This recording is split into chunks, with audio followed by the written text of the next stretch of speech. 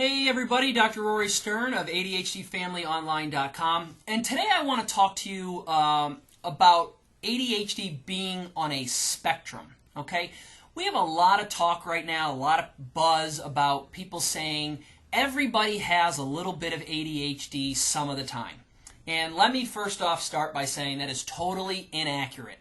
However, there are people, most of us, if not all of us, that do have some characteristics of ADHD some of the time, but it doesn't mean that we all have ADHD some of the time. A very subtle, nitpicky difference, but I think in terms of sharing information, it's important that we get that out there. ADHD, as I've mentioned, is a very real condition. And I think where a lot of the confusion can come from in terms of people thinking, well, we have some of us or all of us have ADHD some of the time, is that ADHD is a very complex condition, okay? It's unlike so many other, medical conditions in life. Although, the more I think of it, a lot of medical conditions are just exactly as I described. ADHD exists on a spectrum, which means that for most people, and in most people, ADHD does not look the same, it does not feel the same, it does not appear the same, and it does not affect everybody the same way as it does from person to person to person. That's what I mean when I say it's a spectrum condition, okay? It's that some people have mild experiences with the symptoms, there's moderate experiences of the symptoms, there are severe symptoms, people who have severe symptoms of ADHD, meaning that they're incredibly hyperactive, they're more inattentive than the other person, than the average person, okay?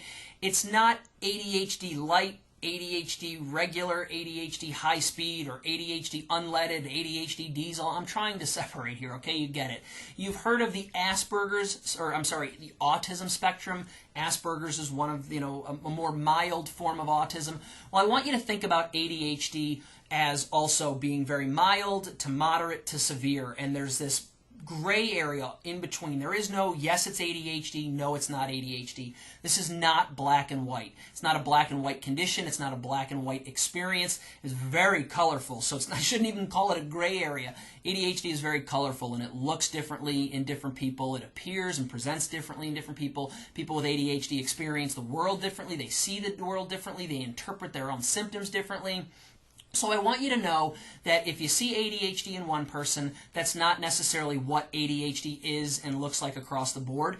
If you see ADHD in a whole group of people, it's not going to be the same. It's going to be different. And that's why I stress focus on differences. If you focus on the disorder, on the condition, and calling it ADHD, you may as well be just shoving it in a box in a category and trying to fit everybody into the same criteria. It doesn't work in real life, it doesn't work in theory, and it certainly does not work with people with ADHD. Everybody on this planet is very different, very unique, very colorful. So the same goes for people who are diagnosed with ADHD. They're all different, and it occurs on a spectrum.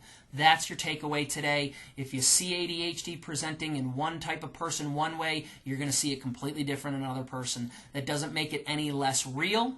It might call into question whether or not it's a disorder, and I'll discuss that with you because, again, I've said I don't think ADHD is a disorder. I don't think of it as a disorder. There are certainly challenges in life that create this idea of a disorder, a struggle, and we'll get into what those challenges are and what those might be caused by. But I want you to know from here on, or from this takeaway, is that ADHD is on a spectrum and it occurs differently in every single person. That's it. I'll talk to you next time. Take care.